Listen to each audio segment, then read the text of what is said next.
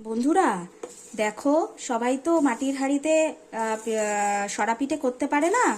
তো ওই সরাতে না পারার জন্য একটা ইজি প্রসেস আছে, যেটা আমি করছি বা করেছি পরীক্ষা করে, তবে আমি তোমাদের জানাচ্ছি।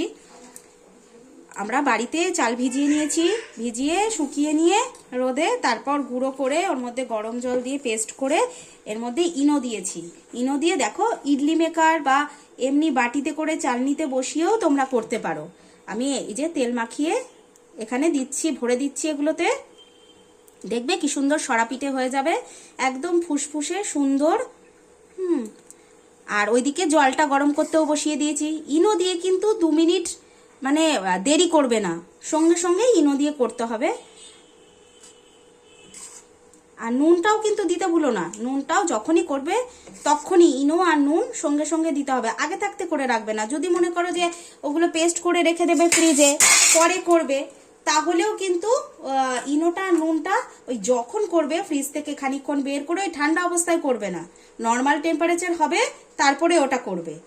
আমি দেখো কি করে করছি, তেলগুলো মাখিয়ে নিচ্ছি প্রথমে, তারপরে ওটা দিয়ে ওইদিকে জল গরম হচ্ছে, এই ফাঁকে আমি এগুলো দিয়ে করছি। খুব ভালো হবে, তোমাদের দেখাবো।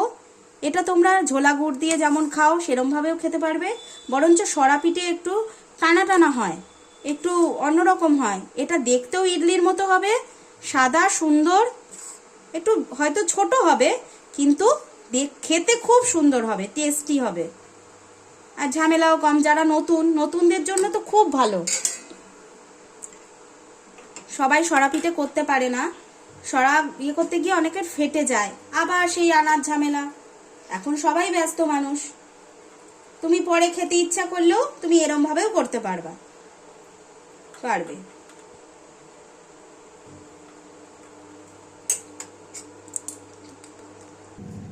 এই দেখো বন্ধুরা, জল গরম হয়ে গেছে, এবার আমি এটাকে বসাবো।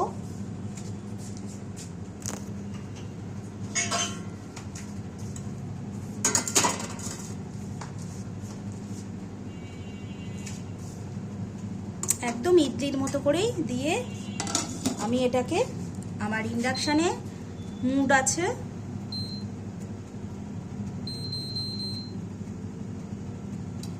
এই যে ইডলি মুডে 10 মিনিট থেকে 15 মিনিট, আমি 15 মিনিট দিলাম, দিলে রেডি করে আমি আবার ফিরে আসছি।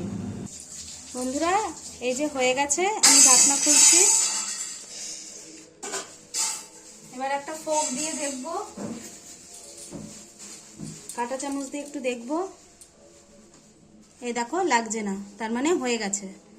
দেখেছো, দেখো হয়ে গেছে, একদম হয়ে গেছে। এইবার এটাকে তুলে নেব।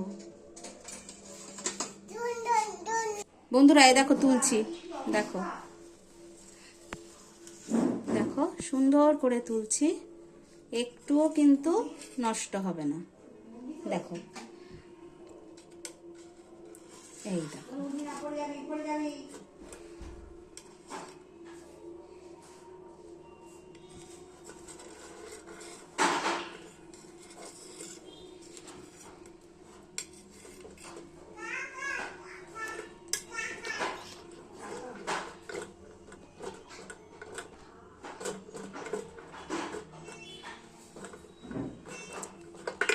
আমি এরমভাবে বাকিগুলো তুলে নেব।